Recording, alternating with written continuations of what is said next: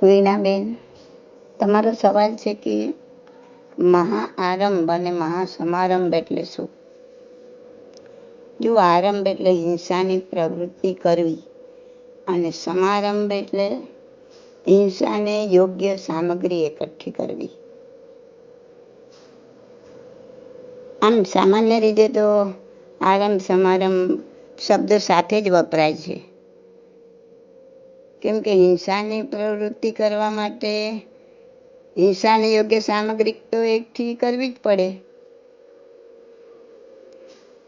હવે આ આરંભ સમારંભ મોટા પાયે થાય એને મહાઆરંભ અને મહાસમારંભ કહેવાય. દાખલા તરીકે આપણે જોઈએ તો કે ગૃહસ્થીને આવશ્યક સંસારી કાર્યોમાં હિંસા કરવી પડે. જુઓ, અહીંયા આવશ્યક શબ્દ બહુ મહત્વનો છે. આપણે ઘરે ખાવા માટે, પેટ ભરવા માટે, જીવતા રહેવા માટે, જીવતા શું કામ સાધના કરવા માટે રસોઈ કરવી પડે, એમાં હિંસા કરવી પડે, પણ આવશ્યક. પછી મોટા ઉત્સવો કરવાના, હજારો લોકોને જમાડવાના, એ આવશ્યક નથી, એ અનાવશ્યક છે. એ ન કરો તો ચાલે, પણ આ કરવું પડે. સમજવાની વાત છે.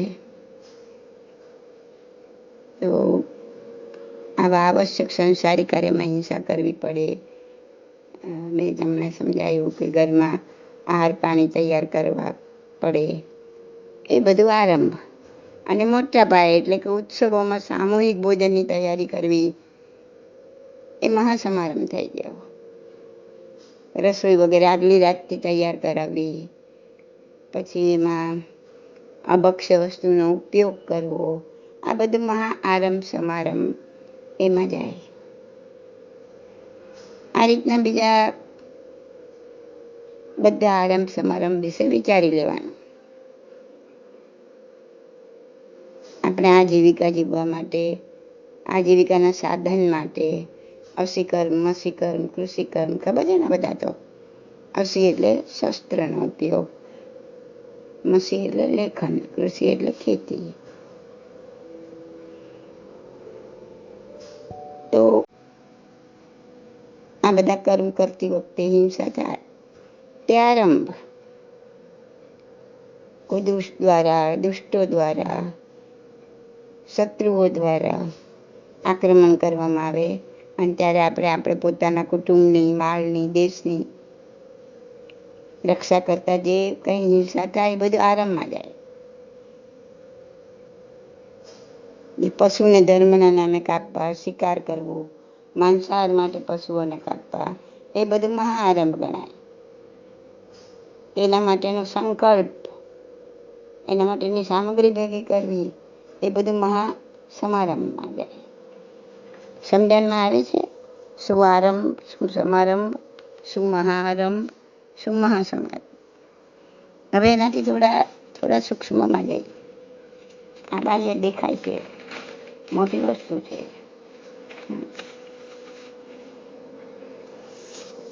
તો નિશ્ચય નહીં હિંસા કોને કહેવાય ને એ પણ તમે સમજી લો. અને એ જ ખાસ સમજવાની જરૂર છે, એ જ આચરવાની જરૂર છે.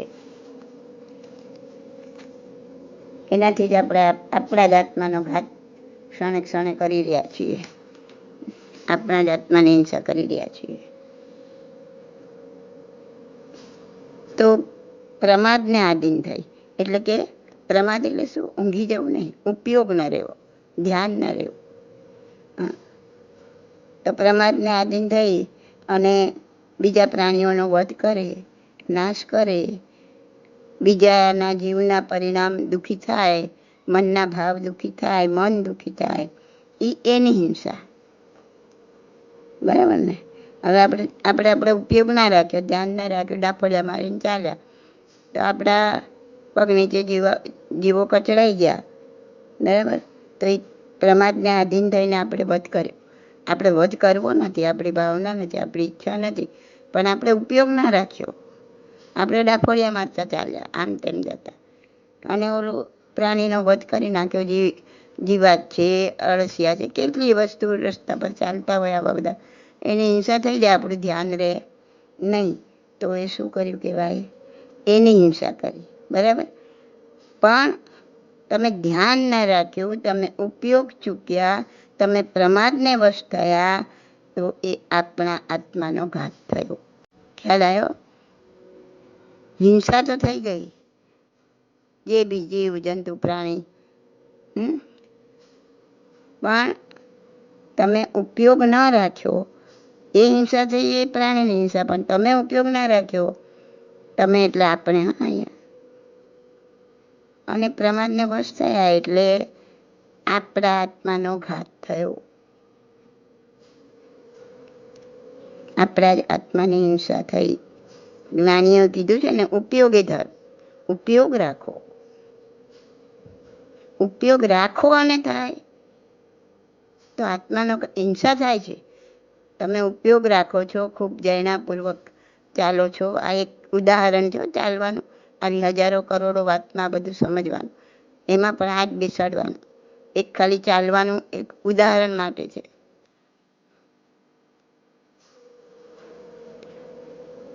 તો આપણે ઉપયોગ રાખીને, ધ્યાન રાખીને, જૈનાપૂર્વક ચાલ્યા, છતાં અચાનક કોઈ વચ્ચે આવી ગયું પ્રાણી કે જીવાત કે કંઈ પણ, અને એ મરી ગયું, તો એની હિંસા થઈ.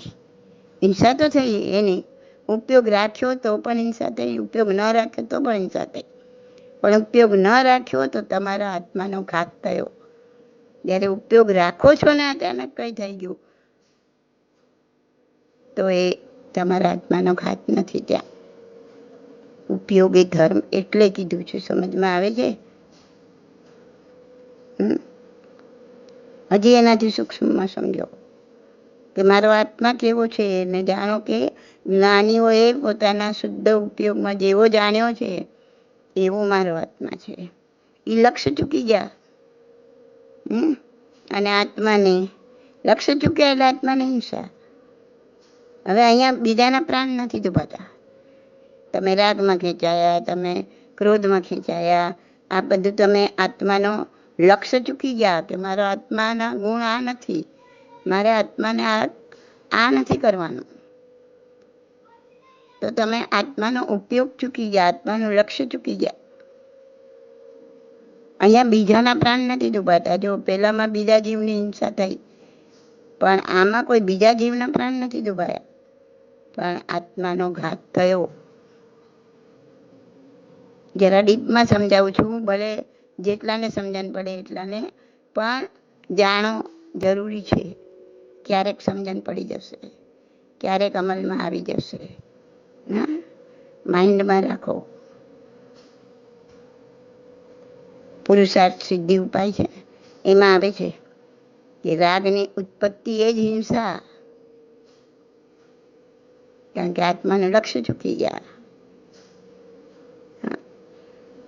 રાગની ઉત્પત્તિ ના થાય તો હિંસા, રાગની ઉત્પત્તિ કરો ત્યાં ત્યાં હિંસા, જ્યાં જ્યાં રાગની ઉત્પત્તિ થઈ હિંસા, જ્યાં જ્યાં ક્રોધની ઉત્પત્તિ થઈ હિંસા, નથી થઈ અહિંસા. રાગની ઉત્પત્તિ થઈ તો કોની હિંસા? આપણા જ આત્માની હિંસા, આપણી જ અંદરથી ઉત્પન્ન થયો છે. ક્રોધ થયો તો કોની હિંસા? આપણા જ આત્માની હિંસા, આપણી જ અંદરથી ક્રોધ ઉત્પન્ન થયો છે. તો આ નિશ્ચયને એની વાત સમજો, જાણો, અંતરમાં ઉતારો. થયું થયું થઈ જશે. એક વાર ની 10 વાર થઈ જશે. પૂર્વજન્મના કરોડો જન્મના સંસ્કાર છે. ઓન ધ સ્પોટ છે તો આ ખોટું થયું, મેં મારા આત્માનો ઘાત કર્યો.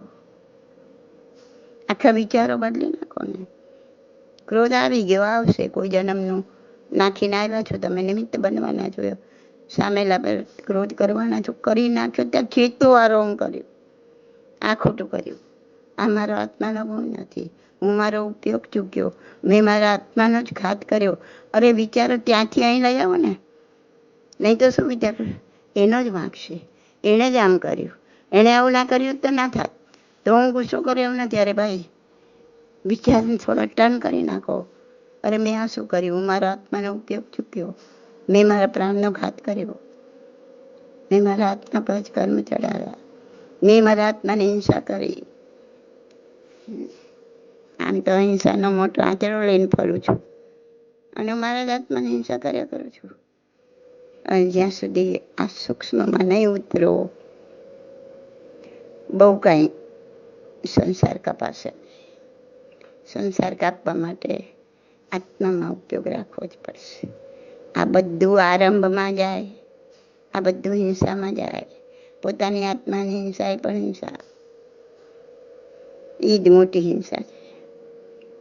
ઓલામાંથી તો બચી શકશો, આંખે દેખાય છે, આ નથી દેખાતું. તો થોડુંક તમે પૂછ્યું નતું પણ મેં ડીપમાં હું ગઈ છું. આ બધું જાણવું સમજવું ખૂબ જરૂરી છે. એટલા માટે